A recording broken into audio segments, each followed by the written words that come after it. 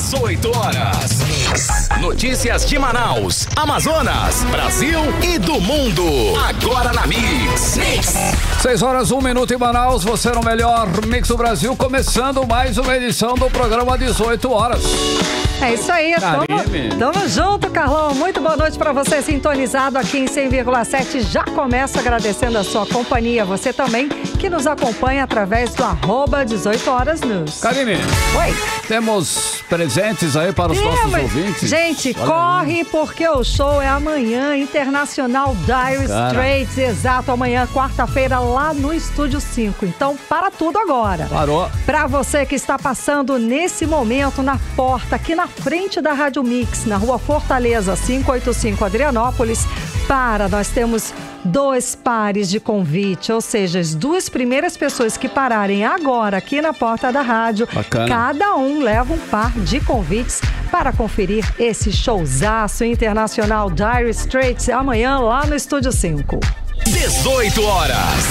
Vamos agora conferir os destaques do programa 18 horas desta terça-feira. Denúncia aponta superlotação no hospital e pronto-socorro Platão Araújo. E o resultado das eleições de 2022 no Amazonas deve ser decidido pelas mulheres. Isso porque, segundo a Justiça Eleitoral, as mulheres representam a maioria dos eleitores no Amazonas. Justiça do Amazonas inocenta o ex-ministro da Saúde, Eduardo Pazuello, sobre a crise do oxigênio no estado em janeiro de 2021. Agora 6 horas e 2 minutos. Essas e outras notícias, os principais destaques do dia, você confere a partir de agora, juntos com você até às 7 da noite, aqui no Melhor Mix do Brasil, para mais uma edição do programa 18 horas. Terça-feira, 10 de maio de 2022. 18 horas.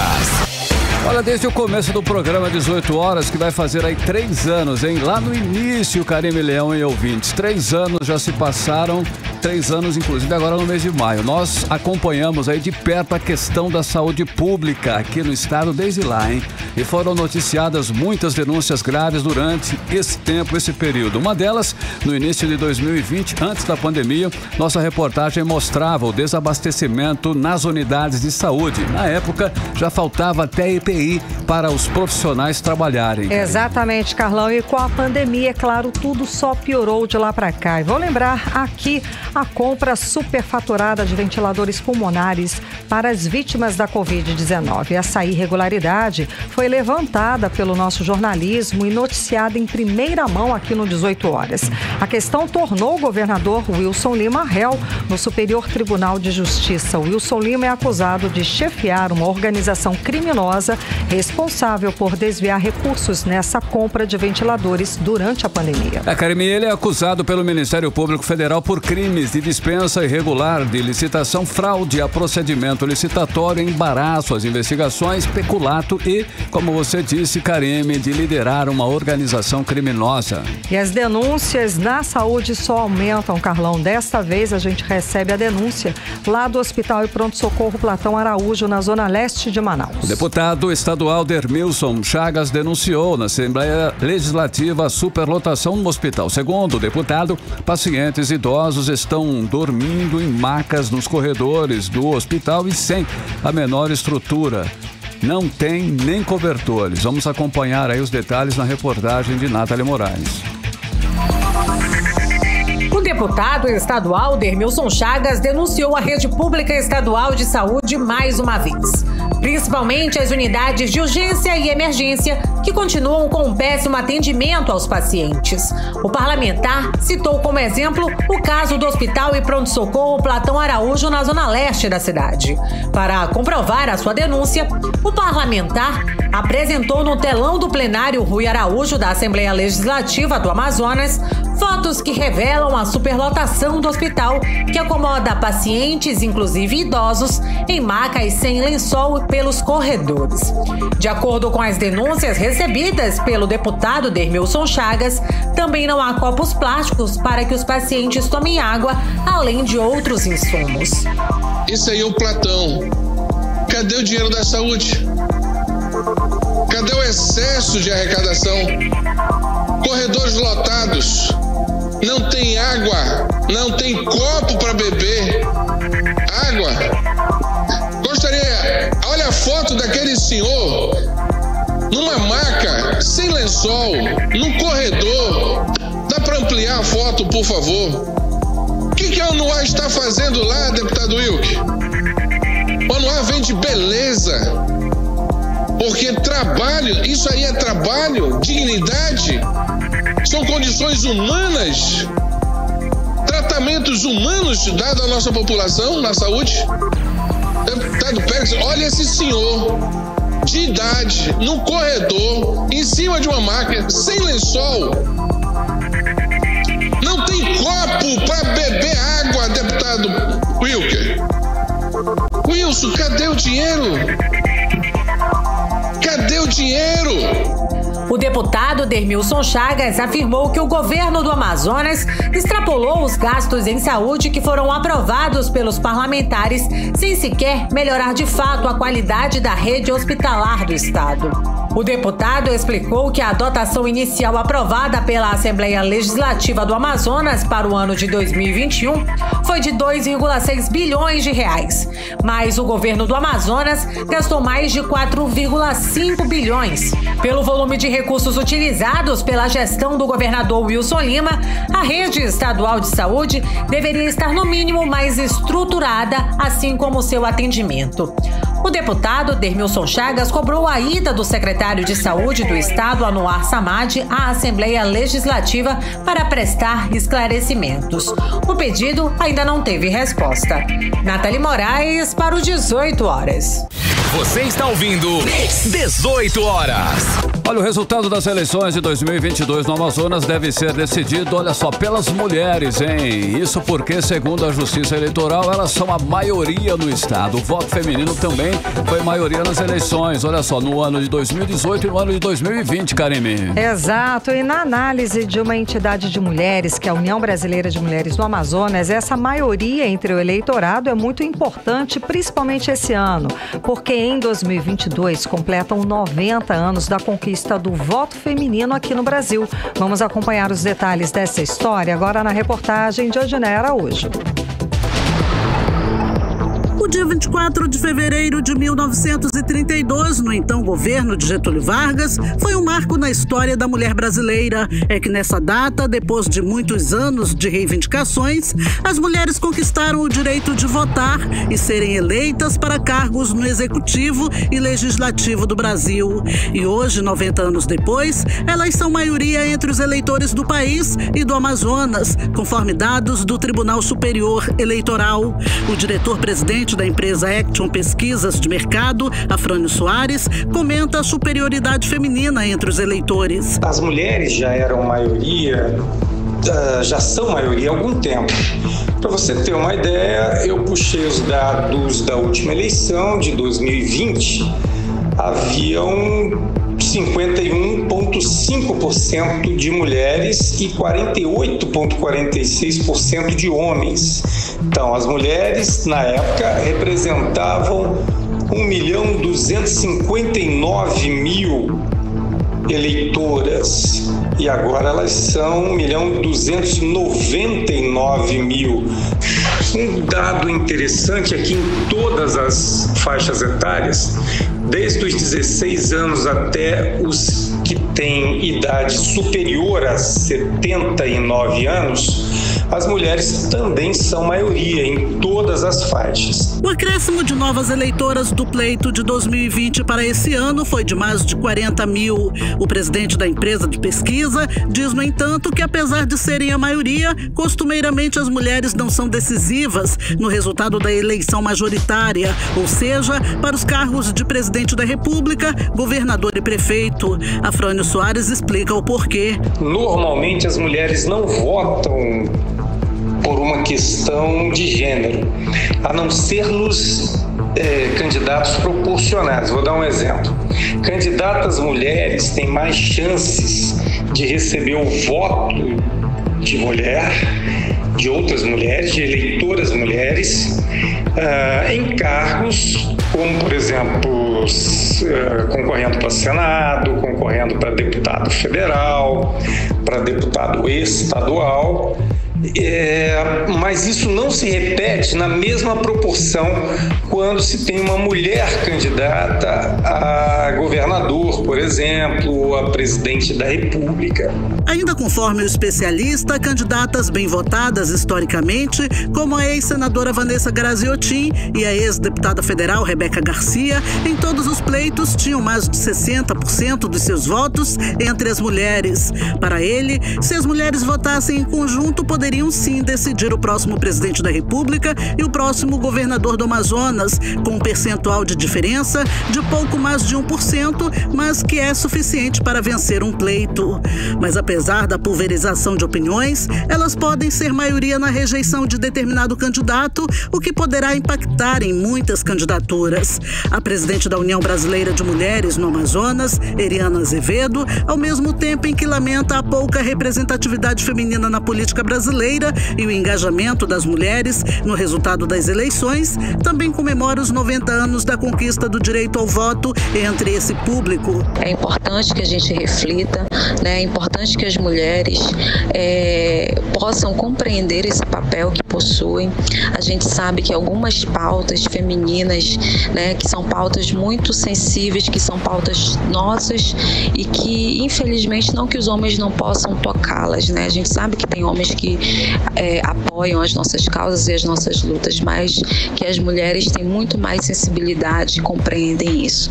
Então, mulheres que estão nos ouvindo, aproveitem esse momento para analisar outras mulheres que estão se colocando para esse ambiente de 2022 e que a gente possa exercer cidadania, né, com muita lucidez, né, e buscando e almejando sempre o melhor para toda a nossa sociedade. O Amazonas tem aptos a votar no próximo dia 12 de outubro 2.508.795 eleitores, dos quais 51,81% são mulheres, ou seja, elas representam 1.299.903 votos contra 1.208.892 dos homens, uma diferença de mais de 90 mil votos a favor das mulheres. Odineia Araújo para o 18 horas. Você está ouvindo 18 horas. Olha, o Amazonas ganhou 80 mil novos eleitores para votar ainda este ano, hein? Depois de Manaus, Itacoatiara é segundo maior colégio eleitoral do estado, com 70.252 eleitores, aí em segundo lugar Itacoatiara. E logo depois vem Maracapuru e também Parintins na sequência, Karine. Exato, Carlão. E o Brasil todo ganhou aí mais de 2 milhões de novos eleitores com idades entre 16 e 18 anos. E a gente já comentou sobre o assunto aqui no 18 horas. Os dados são do Tribunal Superior Eleitoral e revelam que entre janeiro e abril deste ano, o país ganhou o total de 2.042.817 novos eleitores nessa faixa etária. Karine, o balanço ainda é parcial. O perfil do eleitorado brasileiro habilitado para votar nas eleições do dia 2 de outubro deste ano deve ser apresentado só no mês de julho. Em definitivo, ainda segundo o Tribunal Eleitoral, mesmo assim, esse número já representa um aumento de 47,2% em relação ao mesmo período do ano de 2018. 18 horas. Agora em Manaus, 6 horas e 13 minutos. Vamos para Brasília conversar com o correspondente Carlos Eduardo Matos. Carlos Eduardo, muito boa noite. Então, a Justiça do Amazonas inocentou o ex-ministro da Saúde, Eduardo Pazuello, sobre a crise de oxigênio no Amazonas em janeiro de 2021.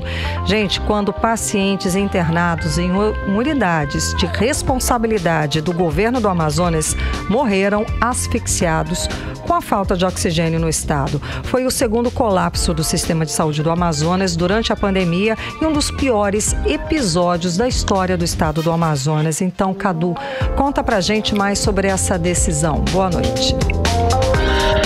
Uma decisão que tem sabor de impunidade, Karime. Sim. Boa noite para você, Total. Boa noite, Carlão, boa noite a todos os nossos ouvintes do programa 18 horas. Foi uma decisão do juiz da 9ª Vara Federal do Amazonas, Diego Oliveira, publicada na noite de ontem, que beneficiou não só o general Pazuello, mas também o ex-secretário de Saúde do Amazonas, Marcelo Campelo, e a capitã Cloroquina, como é conhecida, a ex-secretária de Gestão do Trabalho do Ministério da Saúde, Mayra Pinheiro, que deixou o cargo para disputar uma vaga de deputada federal pelo estado do Ceará. Os 3 respondem a uma ação de improbidade administrativa que foi apresentada pelo Ministério Público Federal do Amazonas durante a crise do oxigênio, que resultou na morte de dezenas de pessoas em Manaus e no interior do estado no ano passado, como você disse. Na ação, Karime, eles são acusados de omissão, principalmente por não supervisionarem o controle da demanda de oxigênio nos hospitais, por retardarem o processo de transferências de pacientes para outros estados, pelo uso do tratamento precoce baseado em remédios ineficazes contra a Covid-19 e principalmente por não terem apoiado medidas de isolamento social. Porém, na decisão, o juiz federal Diego Oliveira explica que, apesar da extrema gravidade da crise e da comoção nacional, as mudanças na lei de improbidade administrativa que foram aprovadas pelo Congresso Nacional do ano passado impedem que o general Pazuello, o Marcelo Campelo e Mayra Pinheiro sejam condenados, porque seria necessário que a conduta deles tivesse o objetivo de obter benefício próprio. Por essa razão, ele julgou improcedente a acusação de omissão e não condenou ninguém, nem por outro crime, nem mesmo por negligência, Karime. É uma decisão absurda que desconsidera a dor de quem perdeu um familiar por asfixia no leito de hospital. O juiz tomou uma decisão no mínimo rasa, Karime, que nos dá a triste sensação de impunidade. Afinal, quem vai ser responsabilizado por mais de 30 vidas perdidas por falta de oxigênio? O governador Wilson Lima? Parece que não, né? A gente procurou aí o Ministério Público Federal do Amazonas, que é autor da ação, para saber se o órgão vai recorrer dessa decisão da Justiça Federal. Até o fechamento, aí, enquanto eu escrevi esse roteiro, e até agora, às 19h17, hora Brasília, o Ministério Público Federal do Amazonas ainda não respondeu. E agora falando sobre o competentíssimo general Pazuello, Karime, ele foi escalado pelo presidente Bolsonaro para elaborar o programa de governo da campanha rumo à reeleição. Pazuello já faz parte da reserva do Exército, está afiliado ao PL e vai disputar uma vaga de deputado federal pelo Rio de Janeiro. Só que ele está com essa bucha aí de elaborar um programa de governo mais robusto que o de 2018, que na verdade 2018 ele não elaborou nada, né? Que convença a população sobre o governo para vencer a inflação, a alta dos juros e o desemprego. Hoje, os principais adversários de Bolsonaro, que ele ainda não se deu conta, né? Como a gente vem notando, Karime, os militares aí, agora beneficiados aí pelas decisões judiciais, estão cada vez mais inseridos tanto na campanha de Bolsonaro quanto na narrativa antissistema eleitoral, né? Que é uma postura perigosíssima para as Forças Armadas. Hoje saiu uma reportagem na Folha de São Paulo apontando que os generais Luiz Eduardo Ramos e Augusto Heleno, ambos da Presidência da República, vinham apurando informações sobre falhas nas urnas eletrônicas desde 2019, juntamente com a ABIN, que é a Agência Brasileira de Investigação. E essa informação vem da Polícia Federal, que vem investigando essa questão do vazamento de informações sobre um inquérito que apurava falhas no sistema eleitoral e que foram divulgadas, inclusive esse inquérito, né, foi divulgado numa live do presidente Jair Bolsonaro. É um debate que vem fazendo parte do nosso dia a dia, né, Karime? Motivando as pessoas a se perguntarem sobre segurança das eleições. É uma cortina de fumaça que vem embaçando o debate sobre aquilo que realmente importa, que é a economia em queda, a superinflação, o preço dos combustíveis, a alta dos juros, e agora que a taxa dos juros hoje aumentou para 12,75 ao ano. E o desemprego. Tem muita gente desempregada, Karime, se perguntando, Cadu, será que as eleições são seguras? E a conta em vez de estar se perguntando, exato, será que eu vou ter emprego no ano que vem? As pessoas não têm o que comer, Cadu. A gente não consegue fechar uma compra de supermercado. Exatamente, estão preocupados com as eleições, com a segurança das eleições. Exato. Beira o absurdo, né? Mas é o processo de narrativa que estão construindo, justamente para obscurecer aqueles assuntos que são mais importantes, né? Agora, esse assunto, né, sobre eleições aí virou tema de pesquisa, né? Hoje saiu uma pesquisa encomendada pela Confederação Nacional do Transporte que aponta o seguinte: 68% dos eleitores declaram ter confiança nas urnas eletrônicas, enquanto que 28% dizem que não confiam. Outros 3,4% diz que não sabe ou que não responde. Ou seja, é um número preocupante esse dado de 28% de pessoas que dizem que não confiam, né? O recado é claro, Karime, apesar disso tudo, 68% é um número substancial aí que diz que confia nas eleições. O recado é esse, já chega desse assunto e é hora de falar daquilo que realmente importa. Karime e Carlão.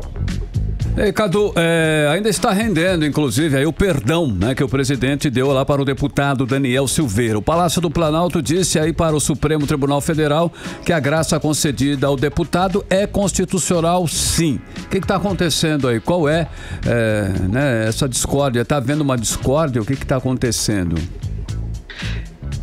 Ô, Carlão, o assunto segue rendendo, né? Na verdade, o Palácio do Planalto atendeu a um pedido que foi feito pela ministra do STF, a Rosa Weber, que deu 10 dias para o presidente Bolsonaro dar explicações sobre a graça constitucional que ele concedeu ao deputado federal Daniel Silveira, que havia sido condenado pelo STF a 8 anos e 9 meses de prisão por cometer diversos atos antidemocráticos. Essa graça constitucional livrou Daniel da cadeia, mas foi mantida a perda do mandato e os direitos políticos. Esse ponto também é polêmico e está em jogo, viu? Já não se sabe se realmente ele perdeu os direitos políticos, porque há uma polêmica, há uma dúvida pairando com relação a esse recurso, a esse instituto do perdão da graça, né? Nessa resposta, Carlão, o Palácio do Planalto, juntamente com a Advocacia Geral da União, disseram o seguinte, que o perdão da graça é constitucional e que é um decreto de competência privativa do presidente Jair Bolsonaro.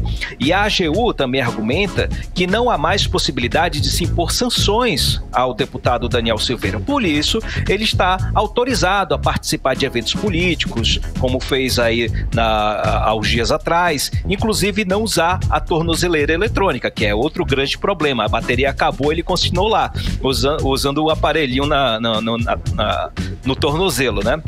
Ou seja, para o governo, liberou geral para Daniel Silveira.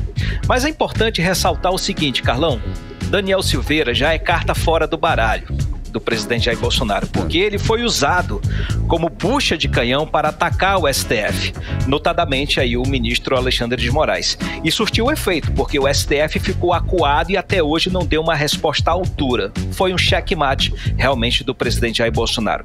E Daniel aí tá pensando que a vida política dele começou agora. Pelo contrário, já acabou e tem alguns dias. Por quê? Daniel Silveira perdeu espaço para o senador Romário como candidato, para ser o candidato de Bolsonaro ao Senado pelo estado do Rio de Janeiro. Ele estava doido para disputar, tendo a bandeirola aí do presidente Jair Bolsonaro. Mas aí Romário, né, que ele é o dono das frases, né, ele já disse que entrou no ônibus agora e sentou na janela. Então ele já sentou na janela e disse que Daniel Silveira vai ficar de fora, ele que vai ser o candidato do presidente Bolsonaro. E o trabalho de Daniel Silveira vai ser esse, vai ser restrito ao de ser cabo eleitoral de Bolsonaro e vivendo da misericórdia eterna do presidente da República. Carlão e Karime. Cadu, para finalizar, tem reunião da bancada amazonense no gabinete do senador Omar Aziz. Qual vai ser o assunto dessa reunião, Cadu? Sabe? Conta pra gente. Karime, essa reunião aconteceu hoje. Agora há pouco, por volta das 16 horas, teve essa reunião da bancada do Amazonas no gabinete do senador Omar Aziz aqui em Brasília. Hoje, o objetivo foi traçar novas estratégias após a decisão do ministro do STF, Alexandre de Moraes, que garantiu a excepcionalidade da Zona Franca de Manaus no decreto do presidente da República que reduziu aí o IPI em 35% para toda a indústria nacional. Esse encontro contou com a presença dos 3 senadores, Omar Aziz, Eduardo Braga, Plínio Valério, e de parte dos deputados da bancada do Amazonas, que no caso da Câmara está dividido, né? A grande preocupação nesse momento para esses parlamentares, Karime, é combater as fake news que já estão sendo divulgadas em massa pelo gabinete do ódio liderado pelo senador Flávio Bolsonaro. Estão inventando aí várias mentiras sobre a Zona Franca de Manaus, inclusive dizendo que o preço da carne vai aumentar porque o STF decidiu em favor da Zona Franca. É mole isso? Nossa! O que é uma grande mentira. Como vale que ressaltar, conseguiram né? fazer essa ligação? Eles são muito inteligentes para fazer isso. Criativos. Pro resto não, né? São criativos. A gente separou um trecho da fala do senador Omar Aziz, que coordena a bancada do Amazonas no Congresso Nacional, sobre essa rede de mentiras que está sendo instalada. Vamos ouvir o que ele disse. Porque a narrativa que está sendo dada hoje por algumas pessoas ligadas ao presidente da República é uma narrativa muito mentirosa, não é verdadeira. Teve um deputado federal aí que disse que o preço da carne ia subir por causa do IPI da Zona Franca de Manaus. Teve uma outra deputada que coloca uma foto do ministro Alexandre de Moraes acusando ele de fazer não sei o quê.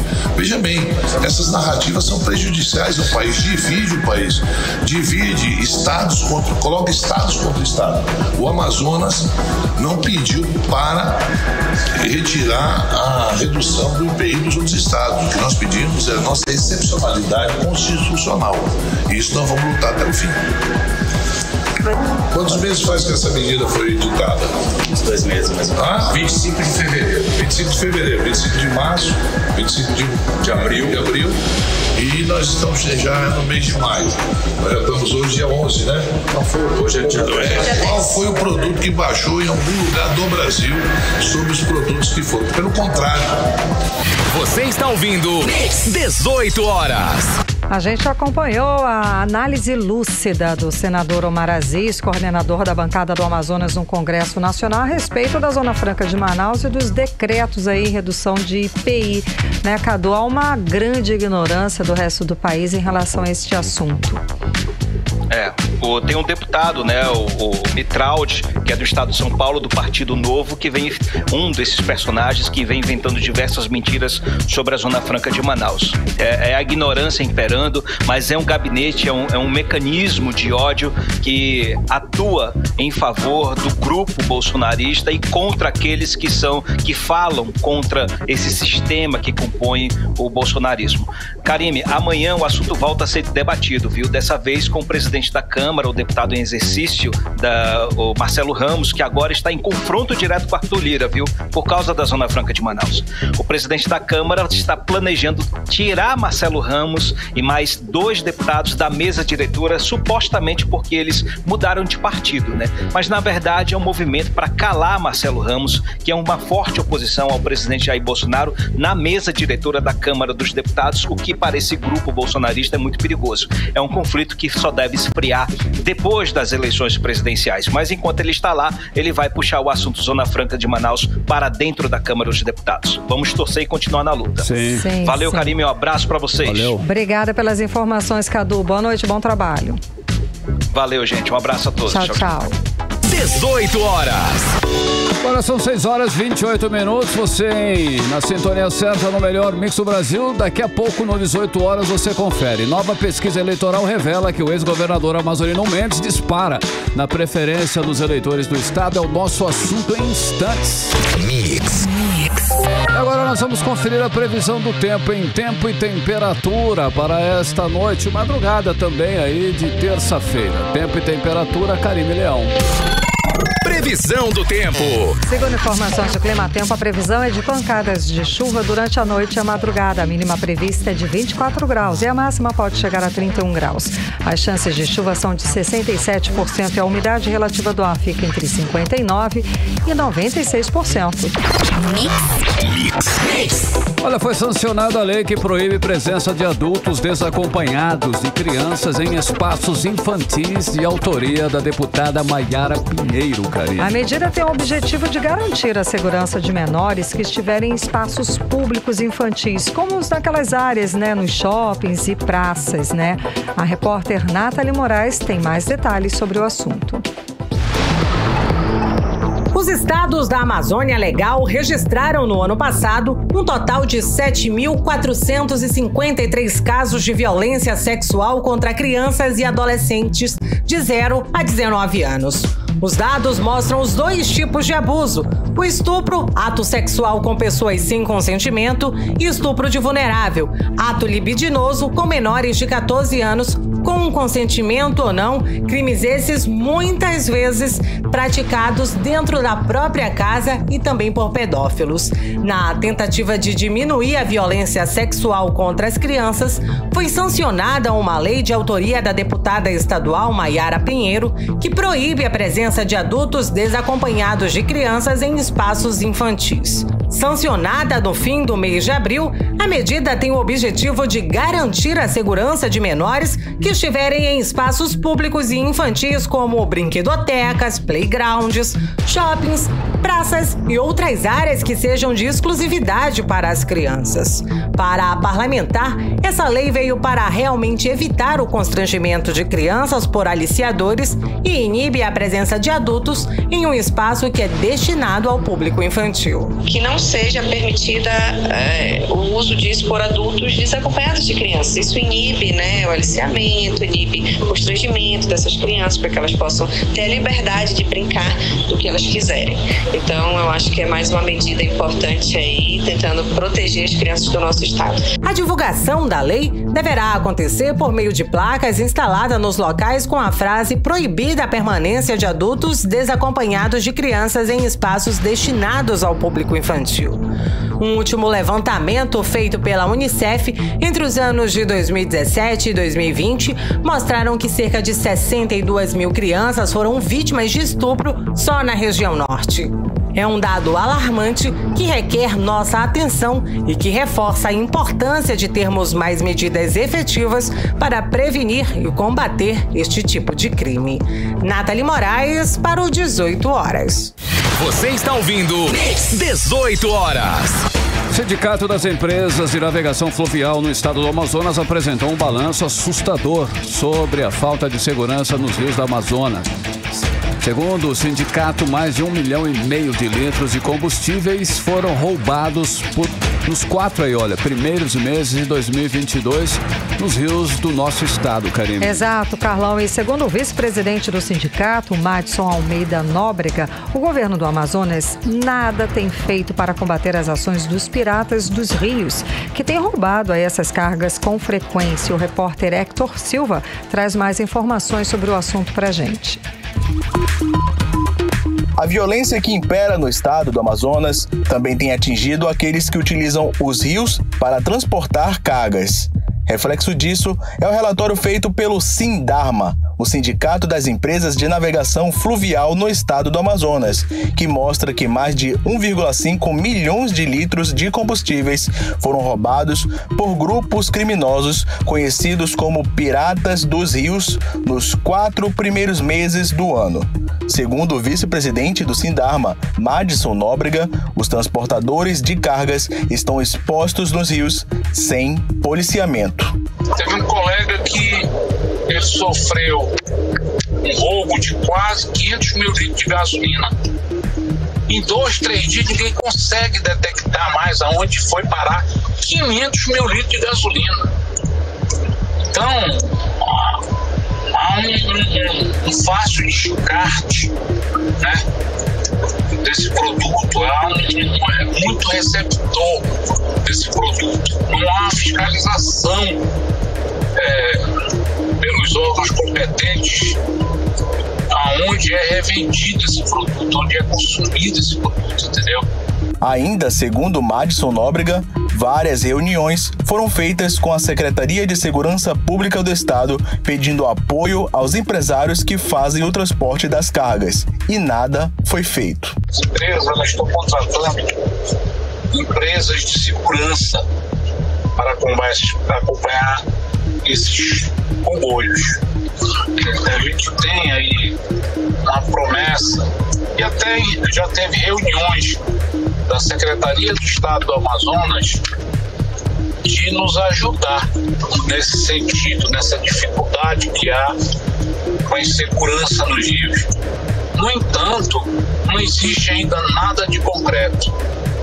A Secretaria do Estado, as distribuidoras que são donas dos produtos, também já há uma conversa em torno de nos ajudar com isso, com essa situação da pirataria, mas não tem nada de concreto também, são só promessas. Então a gente tem que entender que os transportadores, eles não podem ficar com esse ônus. Nós não podemos ficar responsabilizados por essa falta de segurança na região.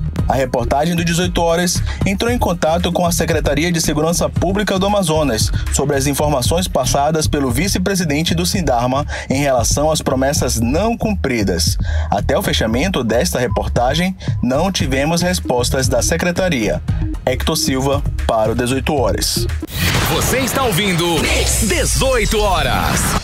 Olha, escuta mais essa denúncia e mais uma para conta. Desta vez na área da educação. Sindicalistas suspeitam que material pedagógico que vai custar 45 milhões de reais ao governo Amazonas não vai chegar nas salas de aula, Karime. Olha aí. Pois é, Carlão, isso aí porque, de acordo com a denúncia, levando em conta aí o tempo de licitação e tudo mais, o material que a Secretaria de Educação quer comprar só vai chegar no fim do ano letivo nas salas de aula. Bom, a repórter Odinê Araújo explica pra gente mais detalhes sobre essa história.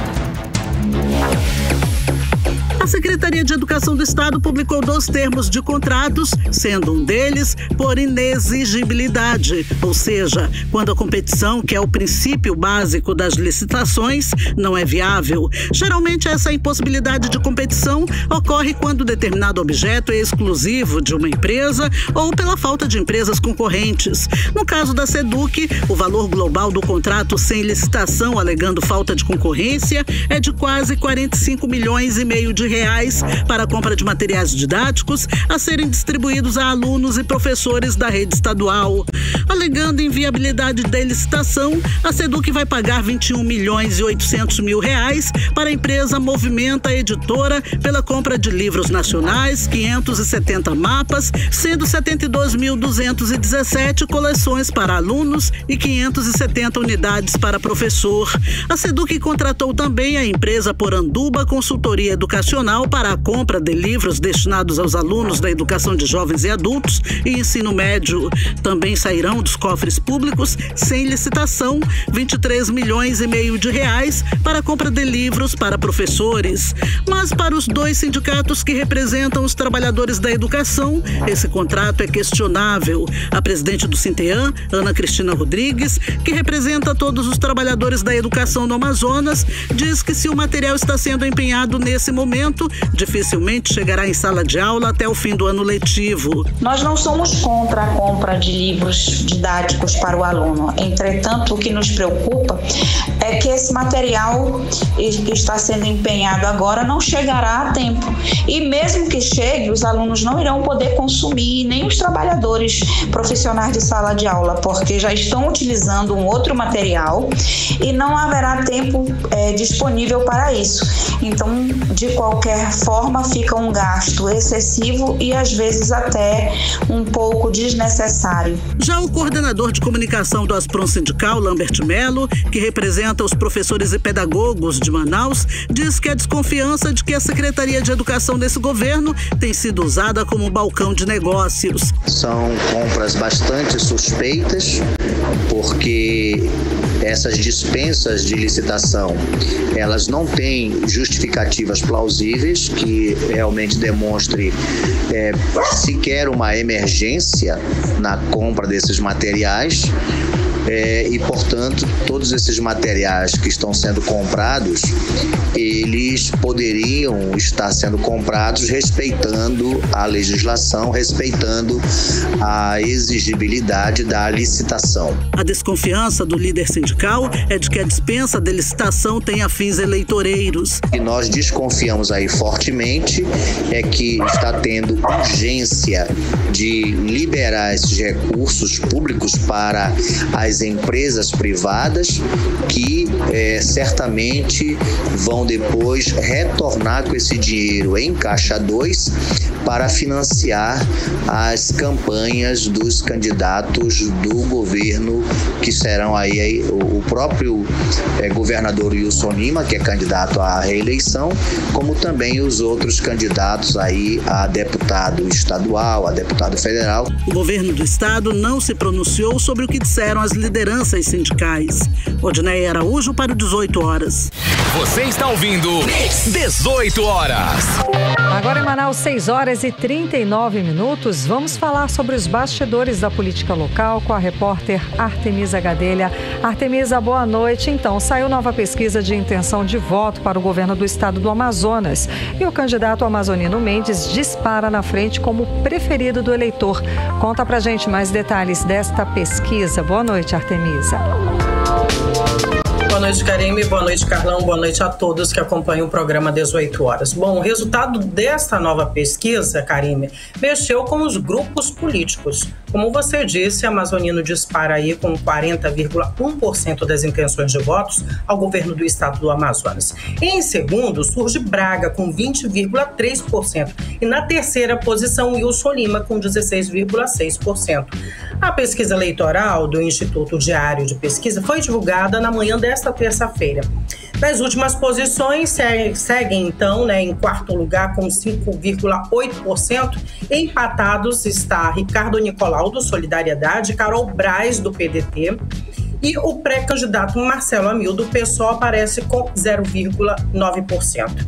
Para o segundo turno, a pesquisa mostra que o governador Wilson Lima perde em todos os cenários apresentados. Ou seja, perde para todos os principais adversários dele.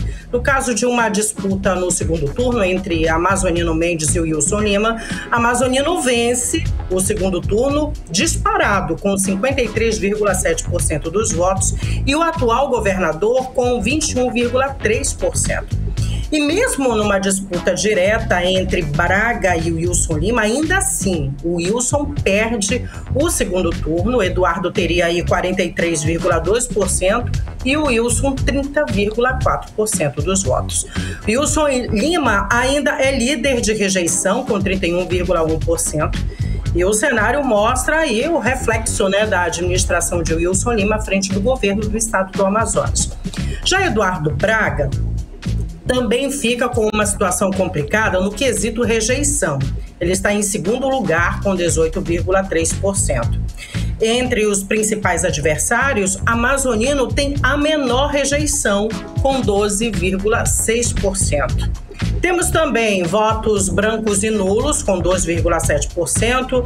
O eleitor que ainda não sabe em quem vai votar ou ainda não respondeu em relação a esse assunto na pesquisa, com 1,2%. E, por último, quem não vai votar em nenhum dos candidatos que se apresentam até este momento com a soma de 6,4%. Somando aí brancos e nulos, aquele eleitor que não sabe em quem vai votar, e aqueles que não vão votar em nenhum desses que se apresentaram até o momento, dá aí essa soma dá 10,3% do eleitorado.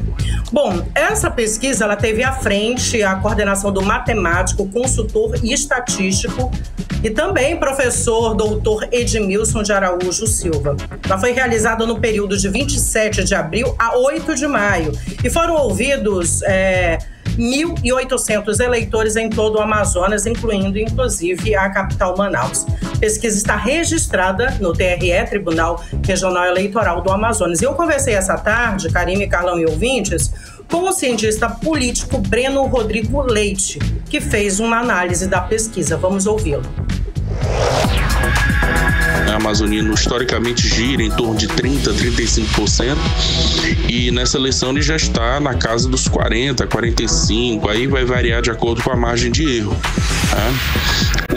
O Eduardo Braga é um político já bastante consolidado, então esse número me parece bastante verossímil, com um detalhe, ele se desgastou muito nos últimos anos por conta da sua atividade no Senado Federal. E o Wilson Lima, certamente esse resultado se deve à gestão da pandemia, a forma como a pandemia afetou a gestão do Wilson Lima. E nós não podemos descartar aqui que essa rejeição ao Wilson Lima também tem a variável de que ele teve muita dificuldade, um neófito da política. Você está ouvindo 18 horas. Ouvimos então o cientista político Breno Rodrigo Leite, que fala aí, né, da questão da gestão do Wilson Lima, né, a problemática no período da pandemia, e também que o Wilson Lima seria um neófito na política, ou seja, uma pessoa inexperiente, Karime, Carlão e ouvintes. Pessoas próximas a Amazonino Mendes comentam que essa é uma resposta da população também, mediante o legado de Amazonino, as grandes obras dele e a empatia que ele tem com o povo do Amazonas. Já para o Senado Federal, o ex-prefeito Arthur Virgílio Neto lidera, ele que é do PSDB, lidera com 31,3% dos votos. A segunda posição temos o senador Omar Aziz empatado com o Coronel Menezes com 20%. Coronel Menezes, que é candidato do presidente Bolsonaro. Bom, até o momento as eleições estão bem previsíveis, né? Mas ainda tem muito chão pela frente. Tudo em política acontece muito rápido. Karime, Carlão. Verdade, Artemis. Olha só, o secretário Renato Júnior da Secretaria Municipal de Infraestrutura tem feito aí algumas críticas ao vereador Rodrigo Guedes, que está inclusive revidando aí os comentários do secretário. Artemisa, o que está acontecendo aí com os dois? Qual é, né, essa discussão aí? Qual o motivo, Qual o motivo, né, a razão, a causa, a circunstância, Artemisa? Pois é, Karime e Carlão, olha, esse embate inclusive já saiu das redes sociais para os veículos de comunicação.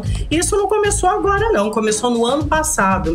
E uma das vezes, inclusive, o secretário da CEMIF, Renato Júnior, falou durante coletiva de imprensa que tem político que faz videozinho e vai embora.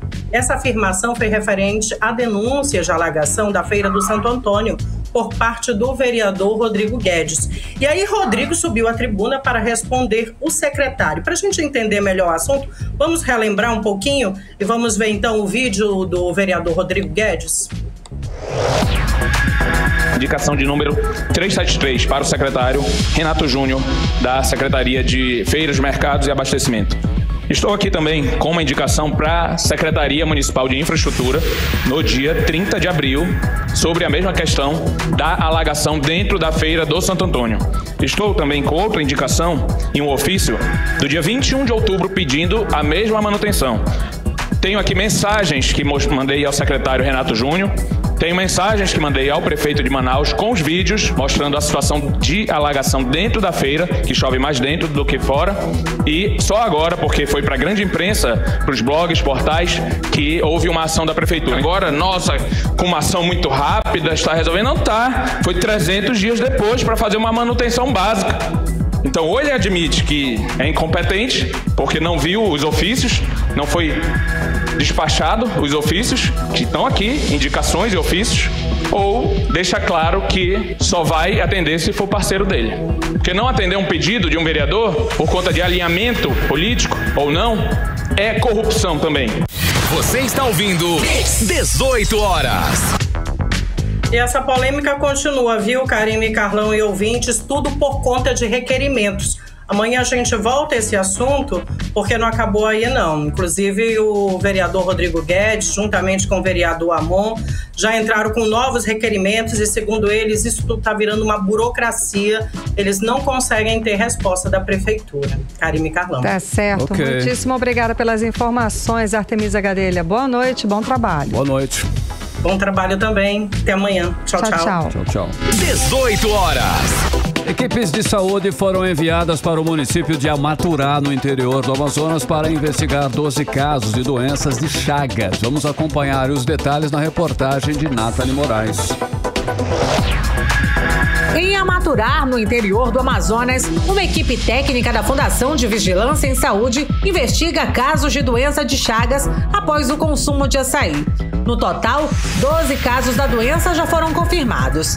De acordo com o governo, uma equipe técnica foi enviada até a comunidade do Catuirá, na zona rural do município, onde os moradores relataram o consumo do açaí.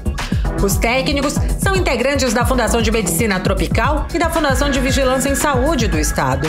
Segundo o chefe do Departamento de Vigilância Ambiental da FVS, Helder Figueira, as investigações da equipe técnica já detectaram que 34 moradores tinham consumido o suco de açaí produzido artesanalmente na comunidade. Esses moradores foram submetidos ao exame de gota espessa. Foram revisadas as lâminas já feitas e 22 casos foram descartados coletados. Eles foram identificados, a princípio, numa investigação de possíveis casos de malária, e os microscopistas que são capacitados pelo LACEN identificaram que não se tratavam casos de malária, mas sim casos de doença de Chagas aguda.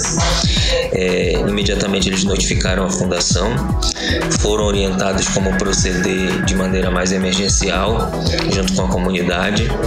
A gente identificou que 34 moradores haviam consumido um açaí que tinha sido produzido artesanalmente lá na comunidade do Caturiá. Esses 34 moradores tiveram sangue de gota espessa coletados e foi revisado as lâminas que já haviam sido feitas também. Foram identificados até o momento 12 casos agudos de doença de Chagas e 22 casos, portanto, negativos. A doença de Chagas é uma doença infectoparasitária febril aguda, que passou a ser uma preocupação a mais entre todas as doenças febris, que se manifestam de maneira endêmica na Amazônia. Segundo o infectologista Antônio Magela, a doença tem sintomas de doenças cardíacas e que muitas vezes se transforma numa doença prolongada. Todas as vezes que isso acontece, que também é uma característica marcante na região amazônica, que é a transmissão através de alimentos contaminados pelas fezes do barbeiro e que acabam sendo ingeridos na forma de sucos de açaí, de bacaba e de outras frutas que são moídas, que são consumidas com esse tipo de preparação de sucos. E todas as vezes que isso acontece, há necessidade de um trabalho em equipe com o objetivo de fazer a detecção, identificar a doença, a ocorrência da doença, identificar as pessoas que estão doentes, fazer o exame de sangue específico para se fazer o diagnóstico da doença, para que se possa estabelecer o tratamento como uma forma de resguardar e recuperar a saúde das pessoas e controlar a disseminação da doença, que ela pode se espalhar rapidamente. Quanto maior o número de pessoas que consumam esses alimentos contaminados, maior a probabilidade de ocorrer um grande susto. Ainda segundo o infectologista, o tratamento da doença de Chagas é muito específico e deve ser realizado sob estreita orientação médica para evitar que a doença evolua de forma crônica, acometendo o coração, esôfago e intestino quando a doença passa a ser não curável. É importante que sejam seguidas boas práticas de preparo do açaí desde a coleta, o processamento em local e com utensílios adequados de forma a garantir as boas práticas de higiene para prevenir a proliferação da doença. Nathalie Moraes para o 18 horas. Você está ouvindo 18 horas. Legal, 6 horas e 52 minutos, você no melhor mix do Brasil. E agora nós vamos saber aí a previsão do tempo para amanhã, quarta-feira. Tempo e temperatura com Karime Leão. Previsão do tempo. A previsão para amanhã é de sol e aumento de nuvens de manhã, com pancadas de chuva à tarde e à noite, segundo informações do Climatempo. A mínima prevista é de 23 graus, a máxima não deve passar dos 31 graus. As chances de chuva são de 67% e a umidade relativa do ar fica entre 55% e 92%. Mix. Olha, o Tribunal de Justiça do Amazonas prepara ações voltadas para o combate à violência, abuso e exploração sexual contra crianças e adolescentes neste mês. O repórter Hector Silva traz os detalhes. Com o objetivo de combater a violência e o abuso contra o público infanto-juvenil, o Tribunal de Justiça do Amazonas preparou uma série de ações de conscientização à população por meio da mensagem passada pelo Maio Laranja. Segundo a coordenadora da Infância e da Juventude do Tribunal de Justiça do Amazonas, desembargadora Joana dos Santos Meirelles, as ações serão intensificadas principalmente no interior do estado, onde foi verificado o índice alto de crianças e adolescentes com direitos violados. Nós pretendemos ir pessoalmente, já estamos marcando Manacapuru, que lá está sendo diário, a imprensa tem noticiado, espancamento, morte de crianças vítimas de violência, e também Itapiranga e Silves, desde que haja agenda, e aqui nós vamos também trabalhar, preparar material sobre isso. Hector Silva para o 18 horas. Você está ouvindo 18 horas. Economia. Vamos aos indicadores econômicos de hoje. O dólar fechou em queda de 0,44% e fechou cotado a R$ 5,13. O euro fechou em queda de 0,64%, cotada a moeda a R$ 5,41. O Bitcoin fechou em baixa de 0,11% aos R$ 161.559. E o Ibovespa, o principal índice da Bolsa de Valores brasileira, fechou de novo em forte queda de 0,14% aos 103.109 pontos. Agora escuta esse levantamento. O preço da cesta básica aumentou pelo segundo mês consecutivo aqui no Amazonas. Passou de R$ 302,93 em março para R$ 308,51 no mês de abril. Os dados são da Comissão de Defesa do Consumidor da Assembleia Legislativa do Amazonas. O levantamento foi feito nos dias 28 e 29 de abril em 10 supermercados de Manaus. Ao todo, foram analisados 13 itens da cesta básica dos manauaras considerados essenciais.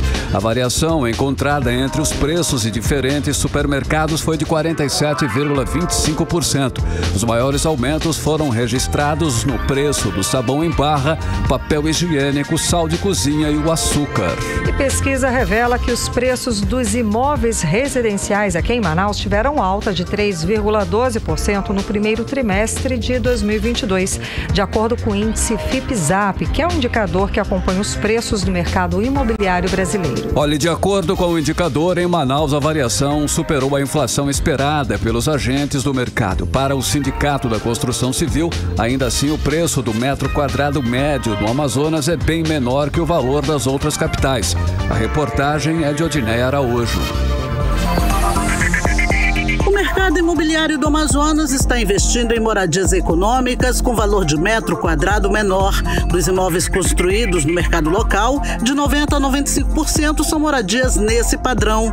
Isso fez com que caísse na capital do Amazonas a construção de médio e alto porte. De acordo com o Sinduscom, Sindicato da Indústria da Construção Civil do Amazonas, com a construção de moradias mais econômicas, o valor do imóvel em Manaus sai pela metade do preço médio de uma residência em São Paulo ou Rio de Janeiro, capitais que detêm os valores mais elevados por metro quadrado. Em Manaus, o preço médio do metro quadrado é de R$ 5.896, enquanto que em São Paulo é de R$ 9.831 e no Rio de Janeiro de R$ 9.701. Mas pesquisa divulgada pelo índice FIPZAP, indicador que acompanha a evolução dos preços do mercado imobiliário brasileiro, o preço das moradias em Manaus nos 3 primeiros meses desse ano teve alta de 3,12%. O valor é maior que a média nacional, que acumula uma alta de 1,58%, variação inferior à inflação ao consumidor. Para o presidente do Sinduscom, Frank Souza, ainda assim a variação de reajuste em Manaus ao longo dos últimos anos, apesar da alta no preço de insumos, no geral tem sido menor do que os índices inflacionários. Com toda essa dificuldade, os preços são menores. E você percebe que em relação ao Brasil, Manaus e o estado do Amazonas continua menor do que outras capitais também. O FIPZAP, que faz uma dessas pesquisas, ele envolve imóveis usados e alguns imóveis novos, que está na base deles de pesquisa. Mas se você analisa imóveis novos no estado do Amazonas, você percebe que essa variação ela é menor do que os índices inflacionários, ou seja, há um ambiente de compra desses imóveis. Mas diante da alta da inflação, que eleva as taxas de juros, e da própria guerra na Ucrânia, Frank Souza diz que a tendência futura é que os valores da moradia em Manaus aumentem. Então eu sugeriria que o interessado em comprar imóvel tome sua decisão, porque a gente está numa situação, eu digo, mercado, em que não sabe se vai ter aumento de taxa de juros, é uma perspectiva de aumento de inflação maior do que o que se tem. Esse conflito entre a Rússia e a Ucrânia está mudando o comportamento mundial. Nós temos a alta de juros nos Estados Unidos, a alta da inflação nos Estados Unidos, que é uma coisa que afeta todo o mercado mundial. Além de Manaus, imóveis em outras 15 capitais tiveram alta. Os menores índices foram verificados no Rio de Janeiro, Recife e Belo Horizonte. A única cidade a não registrar aumento nos preços residenciais foi Porto Alegre. Odineia Araújo para o 18 horas. Você está ouvindo 18 horas. Agora em Manaus, 6 horas e 59 minutos. Seguimos direto para o Editorial 18 horas. Editorial 18 horas. A notícia de que a Justiça julgou improcedente a ação contra autoridades federais e estaduais no caso da crise de oxigênio em Manaus trouxe uma sensação de impunidade. Mas o resultado não poderia ser outro. O juiz deixou claro que a decisão foi tomada com base na mudança na lei de improbidade administrativa.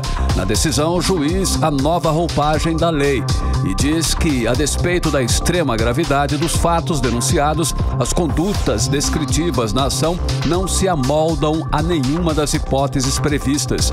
Desta forma, ocorreu no caso, segundo o juiz, a extinção do crime devido à publicação de uma lei que extingue o delito anteriormente previsto por lei anterior.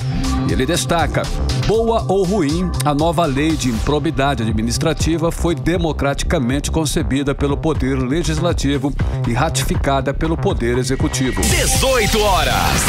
7 em ponto, Karime, fechando mais uma edição do 18 horas. Boa noite. Boa noite, um beijo, obrigada pela companhia. Você ouviu 18 horas. As notícias do Brasil e do mundo. De volta amanhã.